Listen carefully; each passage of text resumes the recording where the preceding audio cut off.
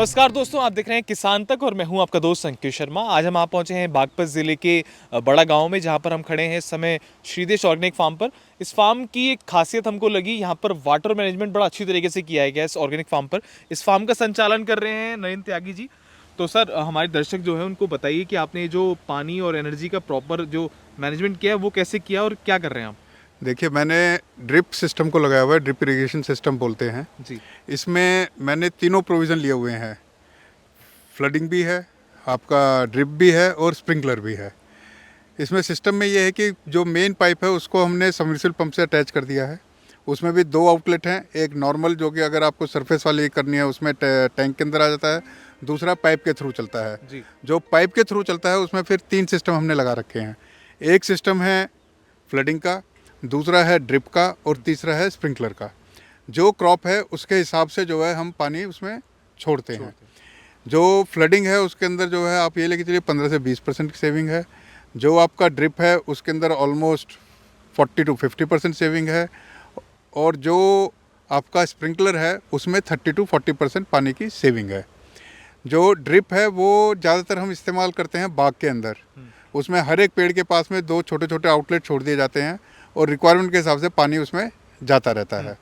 जो स्प्रिंकलर है वो जिस क्रॉप में पानी की कम ज़रूरत होती है, सब्जियां हो गई, आपकी दालें हो गई, जैसे कि ये है, आप देखिए ये मसूर की दाल लगी हुई है। हाँ। और इसमें हमने स्प्रिंकलर इस्तेमाल कर रहे हैं और साथ में इसमें मैंने आम का बाग लगाया है। अच्छा। तो आप देख सकते हैं उसमें ड्रिप भी लगी हुई है। जी। वो आपको पेड़ दिखाई दे रहा है, उसमें देखिए 2 ड्रिप आउटलेट उसके दिखाई दे रहे हैं। जी।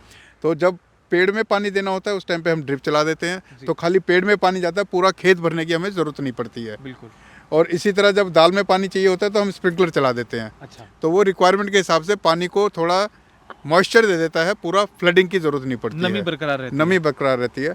और जिस क्रॉप के अंदर, जैसे हमने यहाँ पे गेहूं लगाया हुआ है, जी। तो इसके अंदर हमने यहाँ पे आप देखिए, यहाँ पे ये हमने हाँ। फ्लडिंग सिस्टम किया हुआ है। जी। ये 4 इंच की जो मेन सप्लाई आ रखी है उसी को डायरेक्ट कनेक्ट किया हुआ है।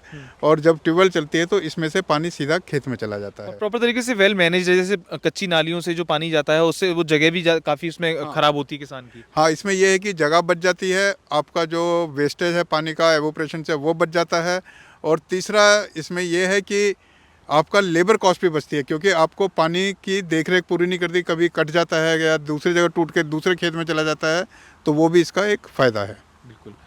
तो आशा करते हैं कि हमारे जो देश के किसान भाई हैं वो इस तरीके के मॉडल पे काम करेंगे। अच्छा, ड्रिप इरिगेशन के अलावा ये जो आपने एक्स्ट्रा चीज़ें लगाई हैं, क्या ये भी इसी का पार्ट है? इस पे भी ये भी सब्सिडाइज्ड है या ये अलग कॉस्टिंग है इसकी? ये पूरा का पूरा सिस्टम एक ही में है, ड्रिप इरिगेशन का ही पार्ट है। इसमें जो फ्लडिंग है वो 4 इंच की जो इनकी मेन पाइप आती है उसके ऊपर ये फ्लडिंग सिस्टम दे देते हैं। अच्छा। उसके साथ में ही ड्रिप के लिए और इरिगेशन के लिए एक सेकेंडरी पाइप ले करते हैं जो कि 2 इंच की होती है और उससे कनेक्शन दिया जाता है। यहाँ पे आप देख सकते हैं, जी। ये 4 इंच की मेन सप्लाई आ रही है। जी।